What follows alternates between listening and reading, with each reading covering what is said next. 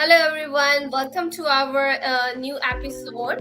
And I'm your host, Sidra. I have David. He's, host plus guest.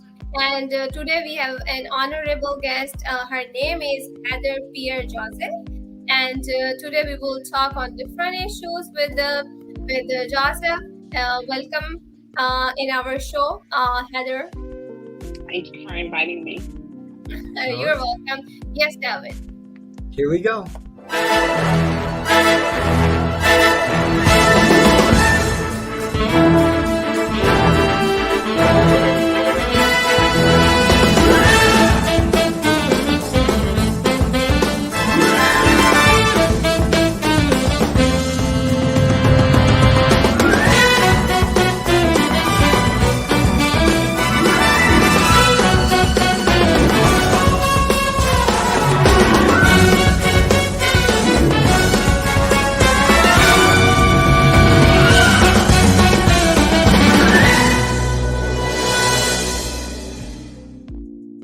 All right. Thank you, Cedra, and You're thank welcome. you, Heather, for joining us today. This interview it's been a long time coming. So, Heather, Yeah. I want to thank you for being here with us, and everyone. Hedder Pierre-Joseph, please share a little bit about yourself. Well, my name is Hedder Pierre-Joseph, and in the political arena, I'm the chairwoman, the president of the Democratic Haitian Caucus for the state of Florida. I'm a mother, an educator, and just a community activist.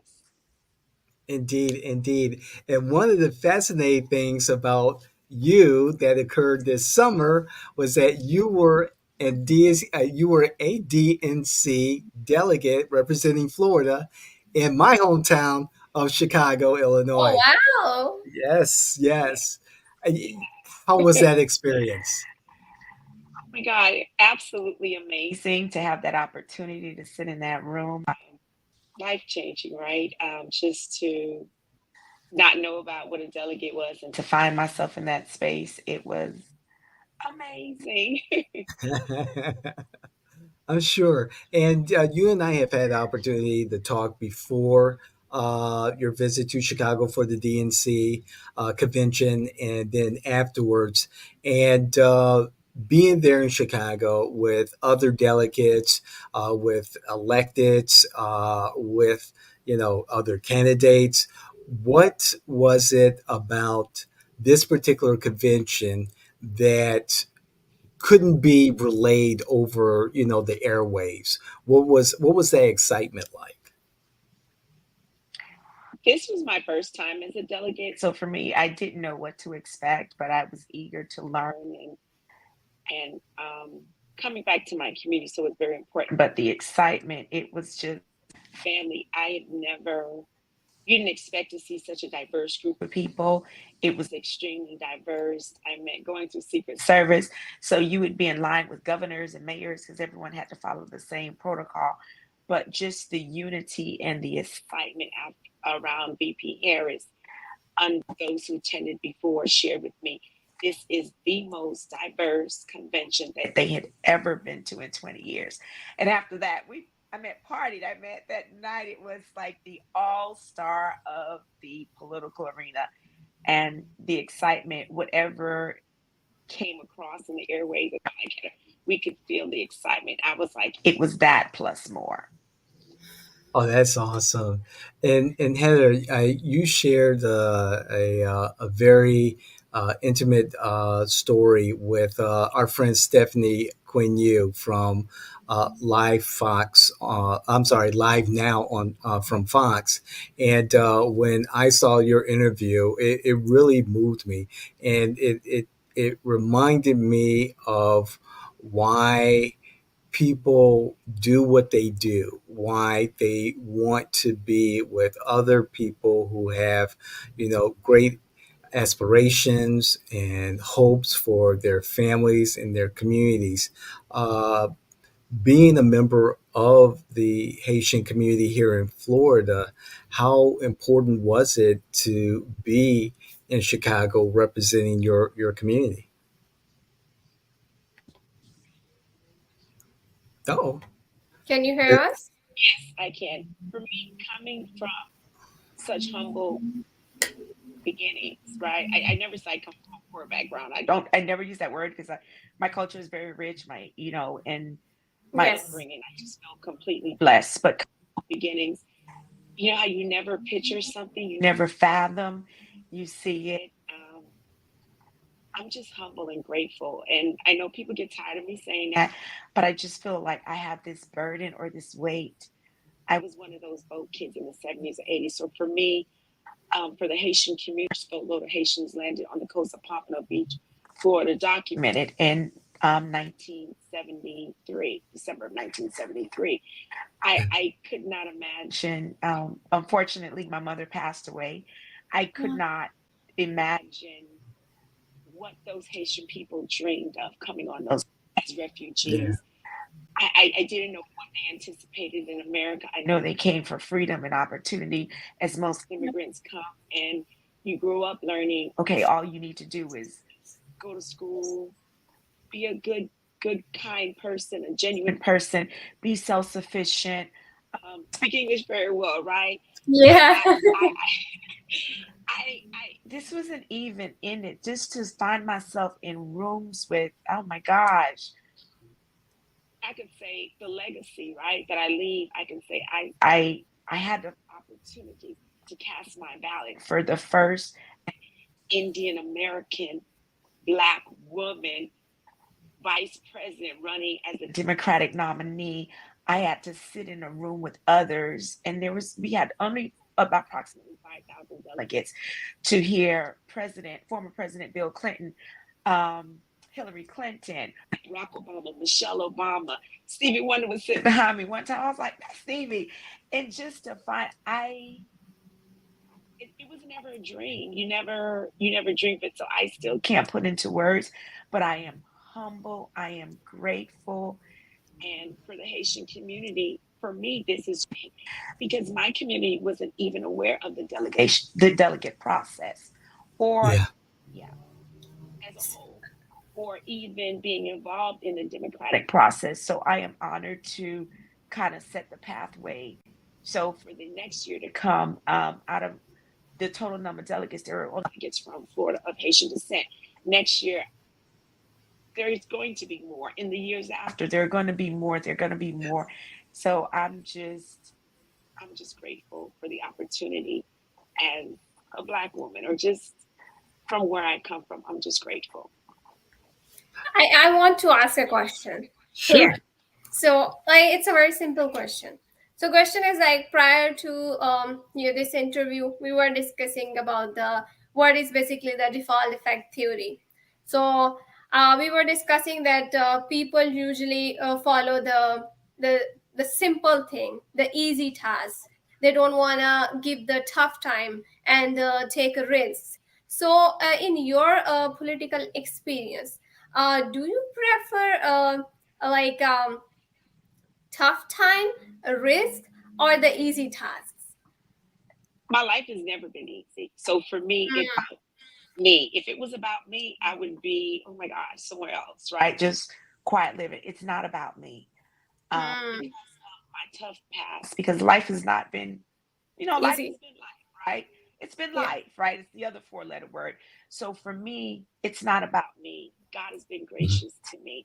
I spent 16 years undocumented.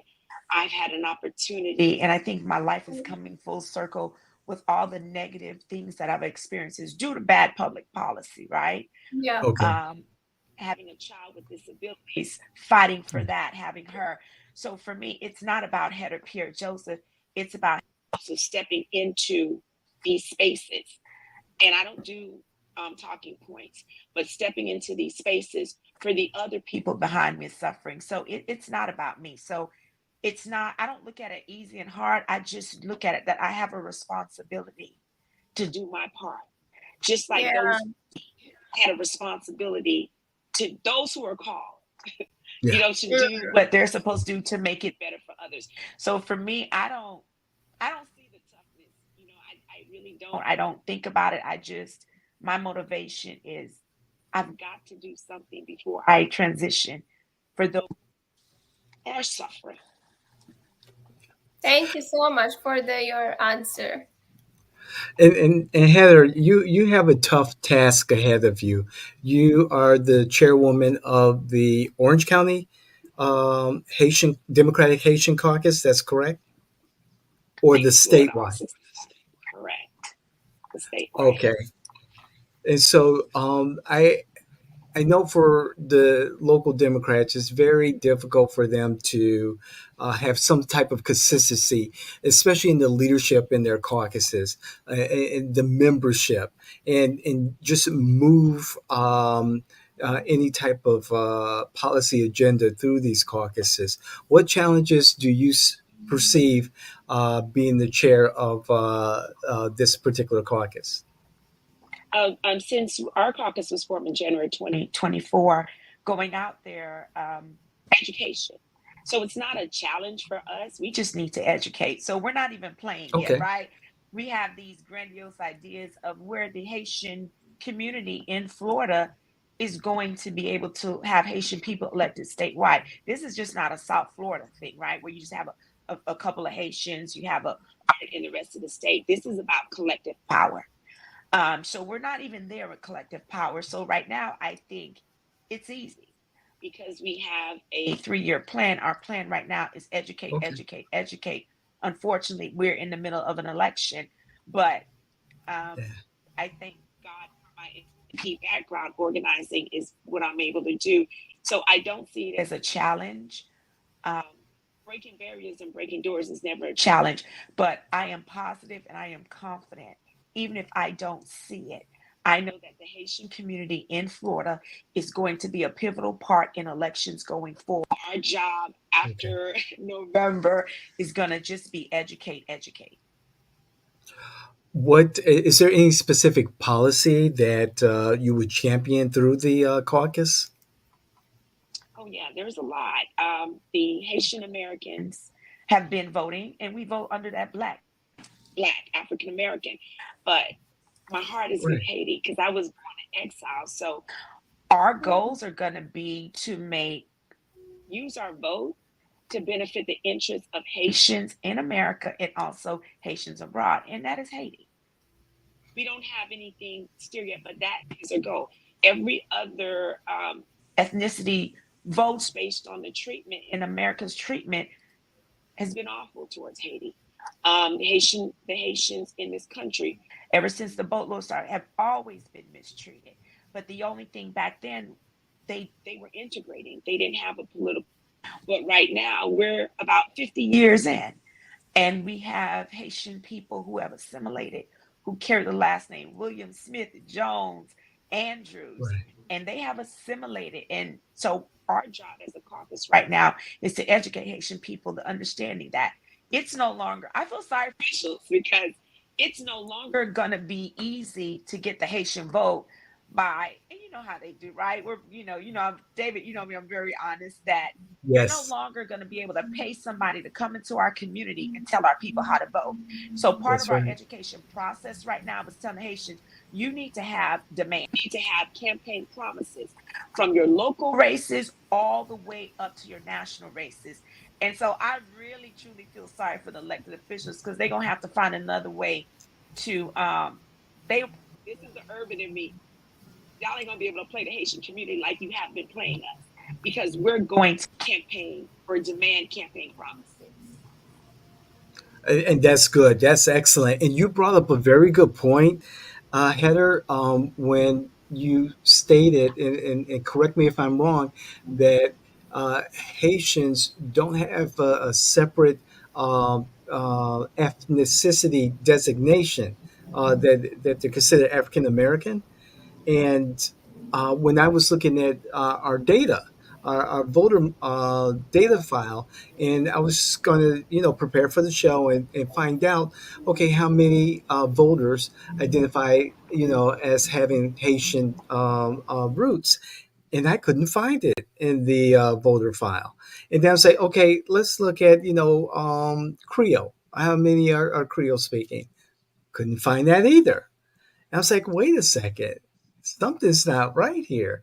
we've got a demographic of individuals who should be identified, by their country of origin at least, or they're identified, by their background if they wanted to be, but the voter file that comes from the state that comes through our license with our data provider, there's no designation. And when you mentioned that, I was like, wait a second, something's just not right.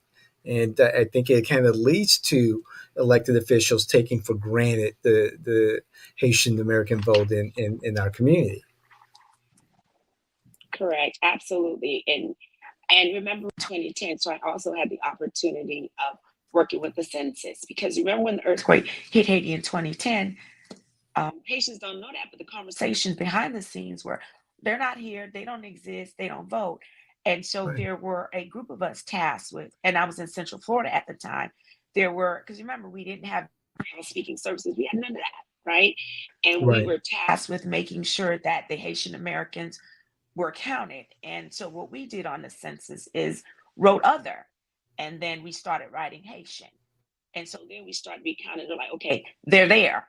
So we're at a point where, yeah, we know they're there, but so you understand? And so for me, telling the Haitian communities that we have to do for ourselves, and we're not waiting on anyone. And I'm fortunate to Right. lead that charge. And also another thing that is quite interesting to me, I'm American, educated in America, right? So America is great with education. And being a thinker, Haiti is on an island that we call Hispaniola. Haiti was Right. the first free. So we're part of Hispaniola. So we're part of Latin America. The Correct. definition, I didn't make the definition. So those two, please don't be upset with Webster created the definition. So the definition for being Latin or Latino is that you have to be from a region that we have identified as Latin America. And then you have to speak a language that's derived from Latin, Spanish, Portuguese, that good old French. So those Haitians that are over there, they're part of Latin America, and we're excluded from economic things. We're just, I don't even know what they have done to us. And so we've been excluded from Right. the Latin American, not Hispanic conversation to be a nation of Blacks. And so that's another thing as that I know I've been led to charge. It's like, listen, you guys aren't classifying us correctly. So there is a discrimination against the Afro Latinos, and Haitians are Afro Latinos. And you can also say we're part of the Caribbean if they all are, but Haitians have been exploitation. And so the caucus has a lot of awareness and education, and it's not combative, but it's conversations that we need to have, even in spaces like this. No, if Haitians aren't part of Latin America, neither is the DR, because we're on the same island. It's Right. called Hispaniola. Right. So, yes. And I Yeah. saw in our I saw in our data that there is country of origin, Dominican Republic. I was like, okay, I know Haiti's in our filter here somewhere. I was like, what the hell? What's going on here? And do you think that the Haitian community here in Central Florida is underserved because of some of these systemic issues that we just discussed? Oh, we understand. Absolutely. Haitian community throughout this country, this nation, they take us for granted. And I can honestly say they take the Haitian vote for granted. Hmm. And no fault of theirs, because the Haitian people, and we go back to the Mario boat lift in the late 70s, the early Yeah, 80s. The Cubans came over immediately, they were given residency, right? Haitians correct. come over, we're always in this loop. Not only Haitians, other immigrants too, as well. But at the time when the boatloads were coming to South Florida, and you see the impact politically, Cubans had a direct path to citizenship. And what I Yeah, always say, pathway to citizenship. A Haitian person may get a temporary status, but it's not a green card. Citizenship does not start until you have a green card, which Correct. is legally called permanent residency. So between 3 to 5 years, then you become a U.S. citizen. And so you have a group of Haitians who happen to be Black, have them in this limbo where they have to apply every year, and they're not in a permanent status. So it ends up taking the average Haitian 12 or 16 years just to become a U.S. citizen. So we're in this limbo where we're things. So that, yeah, of course you see it. So what is the impact of being undocumented? These Haitian people are paying. They have work permits, they have work visas, but they're not green card holders. So they're paying into Social Security, and they're Right. not able to get that. There are people that That's 20 right. years, and so it's a mess. The Haitian community is absolutely underrepresented in Central Florida, in the entire, I would in of itself, as far as services, because we're not identified and we can't negotiate for our voting power. Right. Heather, how many Haitians do you estimate reside here in Florida? In Florida numbers, there's some estimates that say 1.3 million. Some say 1 million. I'm in South Florida alone. There are about 300,000 in South Florida alone. And this is where you can see where the gap of the Haitians are. A lot of them are first generation. So you're going to find a FAMU, Yeah. University of Miami is the Princeton for the Haitian community. You're going to find them at Bethune-Cookman, but they're not going to be the Haitians that you saw in the boat. Just like myself, I mean, if I married a Williams now, right, I would be Hedder Williams. No, but I would still be Hedder Pierre-Williams, right? But assimilated. Jacksonville, for example, the Haitians that came over through Texas, they're Okay. going to Jacksonville. So you have all these university hubs, and these kids are Haitian, but they're everywhere and underrepresented. So the caucus, we're going to be after election time, we're going to get ready to make sure that we self-identify ourselves, and so we're counted. Excellent. Heather, what can the Orange County Democrats, the Florida Democratic Party, do to help your caucus, your Haitian community, and the community in general move closer to the goals that you're setting forth for your community? Um, well, the Democratic Party, I believe, has its own goals. Um, I don't think their goals are necessarily set for the Haitian community. That's what the caucuses do, right? You have the Hispanic caucus, you have the Black caucus. The Democratic Party has existed since 1848, whenever the African American, the Black caucus. The Black caucus was formed 41, they celebrate 41 years ago.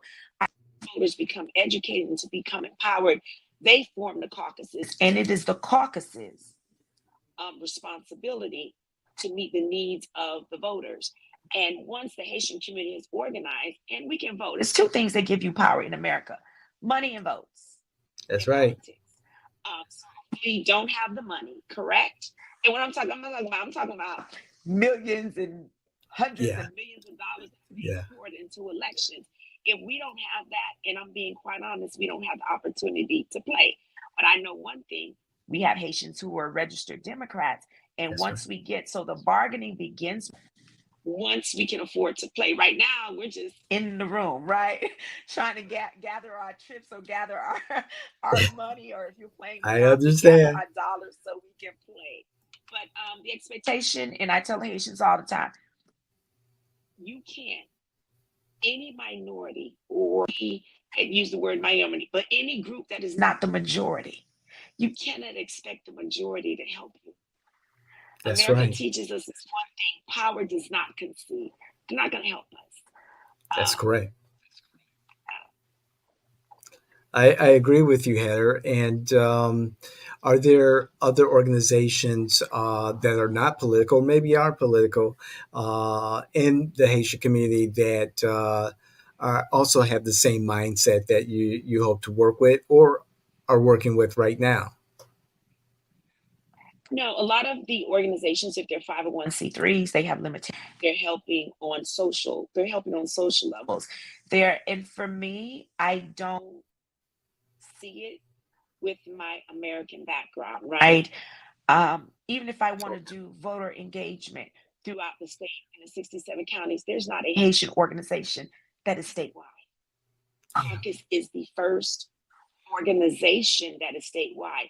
I mean, you have equal ground doing stuff. I have not been able thus far to find an organization that is with the mission Haitian led, separate to do that. But there are great organizations throughout the state doing wonderful things as far as in I don't want to call names, but they're doing great things. But I believe it's within certain regions. And so in those regions as a state, so for in South Florida, there are organizations that we can partner with to get these things done. And you have to be a little gracious to the Haitian community because it's only been 58. And so imagine what the first 10 years were, the first 20 years, Yeah. just survival mode, just getting to America, getting cousin. So now I think my generation and the generation to follow, is disconnected, right? Those kids will say, I'm American and not Haitian. I think going forward with the caucus, with this, not this initiative, but going in there, this is going to open the eyes of those to come and to make sure that we have organizations, but there aren't any Haitian organizations that I found that are in the power in the political to support us at this moment. Okay. All right. I've got one more question. I mean, this is a very good interview. I really appreciate it. Let's Cedra, you have another question? No, I think I'm good. I just want to say thank you so much for coming in our You Can't Make the Shit Up show. And that's all from my side. Okay. My final And I love question. that name too. Sure. I don't want to say it, but I love that. Yeah, Heather, when we came up with the name of this show several years ago, Yeah. uh, my business partner at the time, uh, we were both in politics, and not a day or two would pass, and we would say to ourselves, "You can't make this shit up." I mean, it Yeah, just some people are scary about this. You can't make the shit up. But don't be scary, please. It's it, just a name. it's politics, and some of the stuff that we see and hear is just like it makes you wonder. However, Heather, it's a close race for president, and here in Florida, we're seeing super majorities by the Republican Party. They're outspending a lot of our candidates. What's your prediction locally and nationally? If you're willing to give any insight on based on your experience in politics and your recent experience at the DNC.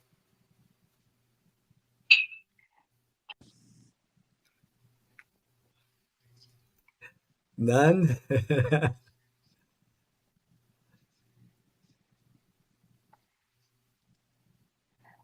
Yeah, with elections, you never know, right? You never know what's going to happen.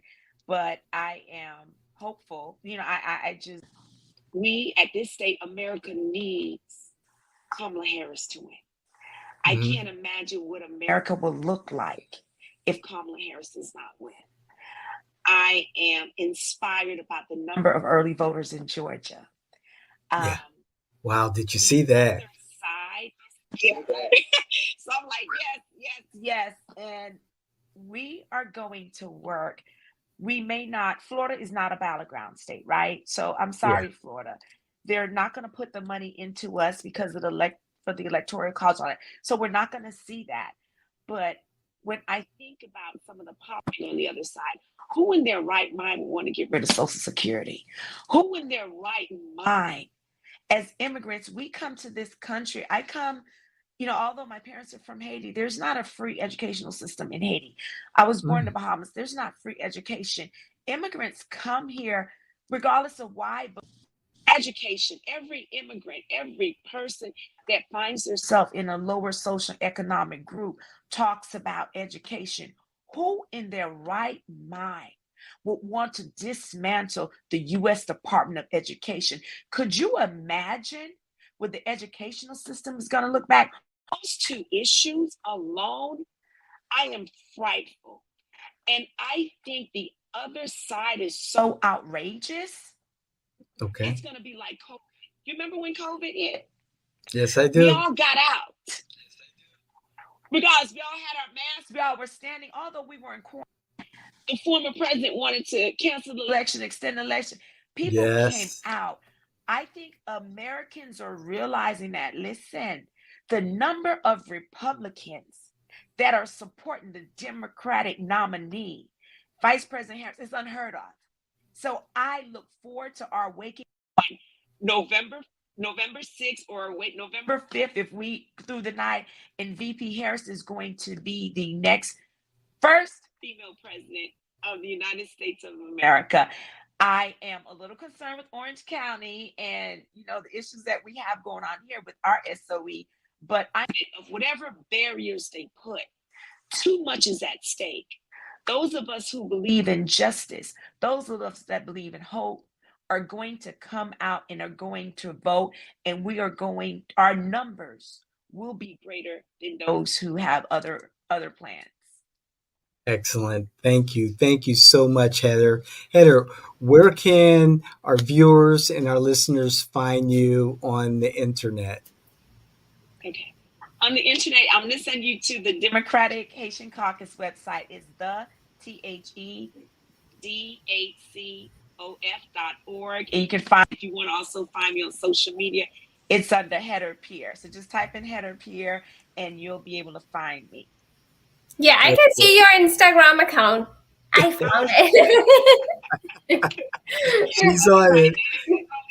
Hedder Pierre, HEDDER Pierre, PIERRE.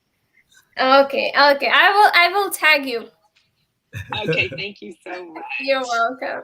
Heather, I want to thank you. Again, this was a long time in coming, and I'm glad that we had this opportunity to have this interview. I hope that we can have you again, and probably maybe a review of the election after November 5th. Just your insight from your perspective. We can have an interview then. Most definitely. And thank you so much for having me, David. You are most welcome. And on behalf of Cedra and Heather, I want to thank our community for tuning in, watching, listening, all that good stuff. Please like, share, hit the notification button, subscribe, and what I like the most is the comments. Please comment, let us know what you think, and bring your facts. We want to know, what matters to you. And if you are from the Haitian community, please definitely, we'll love to hear your feedback, and let us know, particularly here in Central Florida, what matters to you, what your kitchen table issues are, and how the Democratic Party or even the Republican Party are supposed to address your issues. So again, on behalf of Hedder and Cedra, I'm David Washington. This is You Can't Make This Shit Up. We'll see you the next time. All right, ladies, I'll take us out.